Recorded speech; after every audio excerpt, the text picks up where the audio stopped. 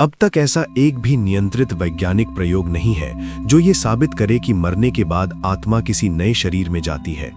Neuroscience बताता है कि स्मृति, व्यक्तित्व और चेतना दिमाग से जुड़ी होती है, आत्मा से नहीं। यदि पुनर्जन्म वास्तव में होता तो अधिकांश लोगों को अपने पिछले जीवन की कुछ न कुछ स्पष्ट स्मृतियां अवश्य होती, लेकिन वास्तविकता ये है कि लगभग सभी लोग अपने जन्म से पहले के किसी भी अस्तित्व को पूरी तरह भूल चुके होते हैं। जिन गिने चुने मामलों को पिछले जन्म की याद बताकर पेश किया जाता है, वे अक्सर मनोवैज्ञानिक भ्रम, सामाजिक प्रभाव, बचपन में सुनी कहानियों या कल्पना की उपज साबित हुए हैं। किसी भी ऐसे दावे की स्वतंत्र और दोहराने योग्य वैज्ञानिक पुष्टि आज तक नहीं हो पाई है। पुनर्जन्म की बात आत्मा की धारणा पर टिकी होती है, जबकि आत्मा स्वयं एक अस्पष्ट और अप्रमाणित अवधारणा है। आत्मा क्या है, वह किस पदार्थ से बनी है, वह कहाँ रहती है और मृत्यु के बाद किस नियम से नए शरीर में जाती है, इन बुनियादी सवालों के कोई स्पष्ट मापने योग्य या परीक्षण योग्य उत्तर नहीं मिलते। जब आधार ही धुंधला हो तो उस पर खड़ी पूरी अवधारणा विश्वास से आगे नहीं बढ़ पाती। कर्म और पुनर्जन्म का सिद्धांत नैतिक रूप से आकर्षक जरूर लगता है, लेकिन तर्क के स्तर पर गंभीर समस्याएं पैदा करता है।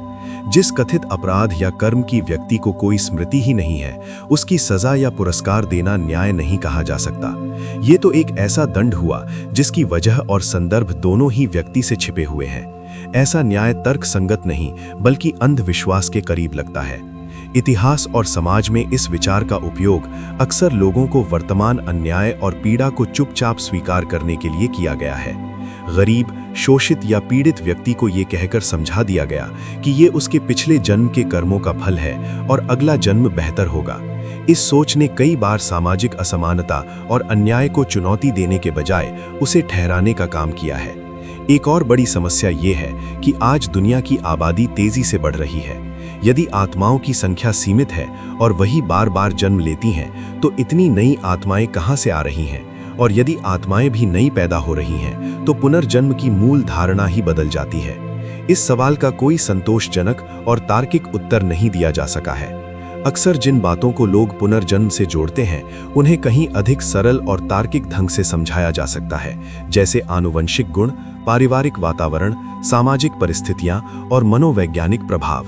इन सब के लिए किसी अलौकिक व्याख्या की आवश्यकता नहीं पड़ती।